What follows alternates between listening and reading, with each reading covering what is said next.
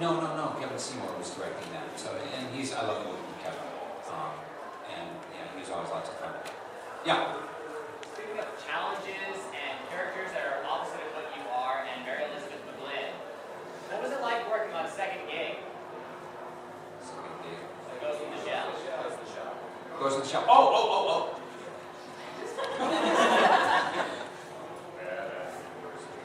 No, it was.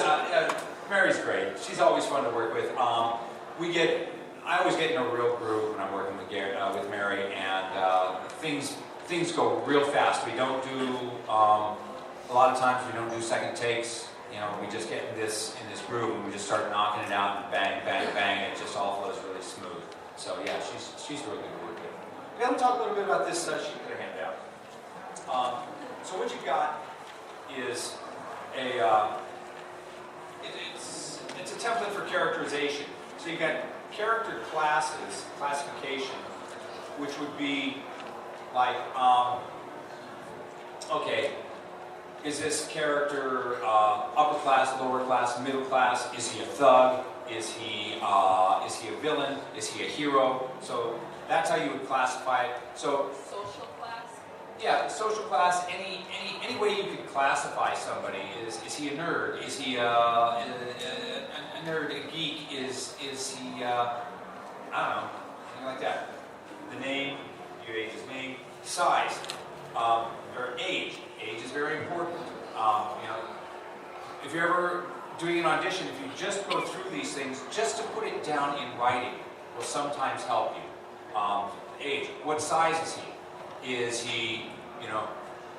he a giant? Is he really small? That's going to affect the voice. Like I just did Hamster. Hamster is really small. I did monsters on Power Rangers. And they're huge. So they're that. Appearance. Is the person well groomed? Are they a slob? Are they as many different things about the appearance as you can name. Use as many different adjectives as you can. Let's see, what kind of things do I got here? The history. History is going to affect a person. Did this person have a happy childhood, a sad childhood? What kinds of things formed him into the person he is today? Those are all going to affect how you deliver your lines. The movement. Does he walk quickly? Does he walk slowly? Or she walk quickly, slowly? Does he or she have a limp? Does have a quirky walk? Does this person have a gangster walk? Do they sway when they walk? General attitude. General attitude is one of the most important things. Is he regal? Is he snotty? Is he snide? Is he wise? Is he come up with some other adjectives? Perky. Perky. Yeah, is he perky? Violent. Violent, right. All those things. And a lot of times when you get an audition, you get the sides, they're going to have these things. And they're going to list like a character reference sometimes. They're going to say, he's like Mel Gibson, he's like so-and-so, he's like this character. And you do your best to ignore that, otherwise you end up trying to copy Mel Gibson or whoever it is.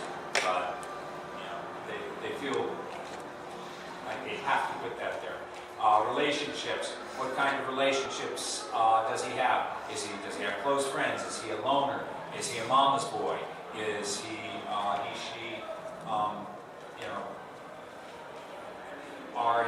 do his relationships mean everything in the world to him? Is he willing to die for his friends? Source. The source, I'm trying to remember what the source is. It's been a long time since I worked with this thing. Source is,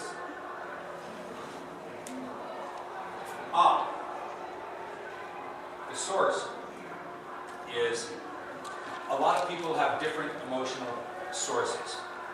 Some people, they think from their head. Other people think from their gut. Other people think from their heart.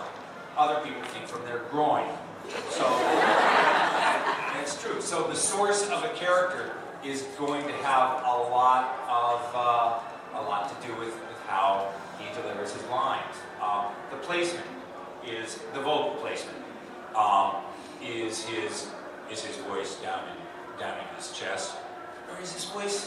up here in his head, like, where is it back in the back of his throat? You know, where is that voice placed? Is it placed in the palate up here? Or where are you going to place that voice? There's all kinds of, you can place it in the jowls even. So there's all kinds of places where you can place the voice. Pitch is self-explanatory. Pace, is he fast, slow? Tone, is he going to have, I think my normal speaking voice, I have a fairly clean tone. But a lot of my characters, and I don't know why, but I get on Google it says I'm known for playing grouchy old men. I played a couple grouchy old men. I also played a lot of kids. But the fact that I can do gravel and not have it sound, like I'm really putting it on too much. So is it a clean tone? Is it gravelly? Is it reedy? Is it a real thin voice? So tone is important. What kind of laugh does the person have?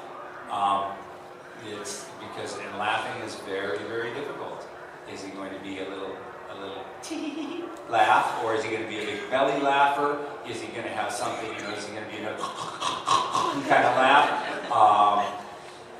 So all these things. Signature obstacle. Ooh, obstacle. Woo! Hugely important. Hugely important. This is acting 101. What is your obstacle? What is keeping you from getting what you want? There has to be something. In order for there to be drama, there has to be a need and something that keeps you from getting that. Not everybody can get everything. If everybody could get what they want, there wouldn't be any drama. Drama comes with conflict. So you have to know what is stopping your character from getting what he wants and why that's so important. Last few things. Impacts. Impacts, I forget what impacts are. No, all I can think of the impacts, it's been a while since I've done this. Impacts are like efforts, how to take a punch. Like a big guy's going to take a punch differently. We get, in video games, we spend hours getting beat up and killed and screaming and dying. And getting paid for ripping our throats to shreds. But it's very important, even just little things like a notice reaction. Just little things like that, because new actors, they'll say, okay, yeah, give me a notice reaction, and they'll go, huh? And it's like, yeah, that's really honest. And so it's important when you're working on your craft to get those kinds of things down. And the key phrase, I am horrible at the key phrase. I don't use that much. So I got this one from somebody else. But if you have a key phrase, what it can do is, I actually do use it a lot. You use it to trigger you to get into your voice. You use it as what's called a vocal springboard, some people call it. And I use it to get myself into Hamsterville, because my key phrase to get myself into Hamsterville is Hamsterville, I am Hamsterville. And once I do that, I can go, okay, I'm in the voice, now I can do whatever you throw at me. But sometimes it takes you need to have a key, if you've got a key phrase, you go, yeah, that's what throws me there, that's what gets me to this. Okay, enough of that. What time is it? Oh, we've still got 15 minutes, so we can go back to questions. Yeah.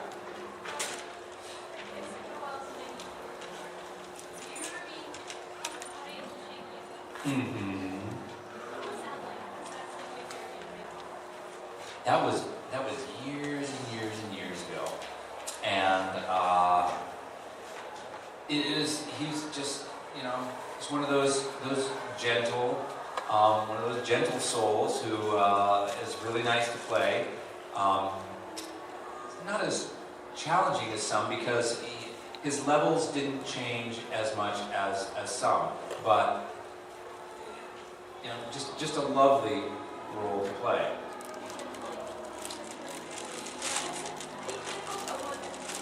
Now that would be gay. No, I didn't do that. When I was screwing around between takes. Yeah. Question about getting a picture? I've got autograph sessions tomorrow, after tomorrow. 1:30 and 6:30. You have 2 opportunities. Yeah. Got it.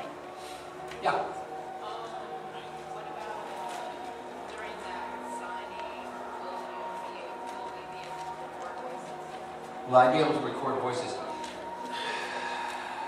If I've got time and if I can remember a voice. Sayax, Kingdom Hearts. Oh, yeah, that's easy. That's genius. Okay. Yeah, that's easy. Yeah, yeah. Can you talk about your experience working on Tales of the Abyss? Tales of the Abyss? Oh, that was yeah, he was one of those, he just talked forever.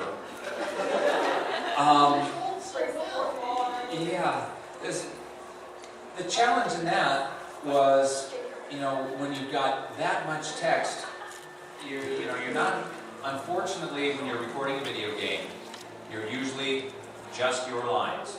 You got your lines, you can't see the lines of the other characters a lot of times, so sometimes you don't know what you're reacting off of. You don't know if,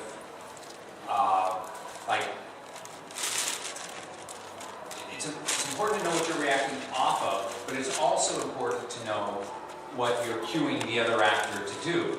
Like, an actor, if you deliver a line a certain way, an actor is going to respond in a certain way. Like if you say, I'm trying to think of an example. What was it? Like if you say, was it the first one? And if the actor responds, it was the second one. It's not quite right. If the normal response to, was it the first one, would be, no, it was the second one, instead of, it was the second one. And so it's very difficult. And with Jade, he had so many lines, just blah, blah, blah, blah, blah, blah, blah, and not stumbling. I would kind of compare Blade to doing Blackjack, in that he had a lot of lines and a lot of times where you come across words that don't necessarily flow easily together, and yet you've got to just make them sound like they just trip off the tongue like you say them every day. So that was the challenge with Jay. And again, they're all fun. I'm trying to think of times when I don't have fun. The only times you really don't have fun are where you go in to a game and it's screaming from, what do we do? There's are all the cameras off? I did a session on Red Faction Guerrilla. And are all the cameras off? The director, I won't mention his name. I had directed Red Faction Guerrilla, and I had all A-list talent. All the actors from the big agencies in LA came in, and they were doing great things for me. I had them, they were all the lines were matching different proximities, and everything was great. They were giving me tons of great stuff. And about 8 months later, I got a call that said, "We want you to come in and voice Red Faction." I went, "What?" We finished recording that about 8 months ago. And they said, "Yeah, I want you to come in and voice it." And I guess somebody new would come in, and the rumor I heard was that somebody new would come in at THQ, and they said, "Yeah, what you did was okay, but we want the people who did Call of Duty to do this game." And so I was called in for a session, and every single line I delivered was screaming at the top of my lungs for 4 hours. Yeah, so that's not a fun session. Yeah.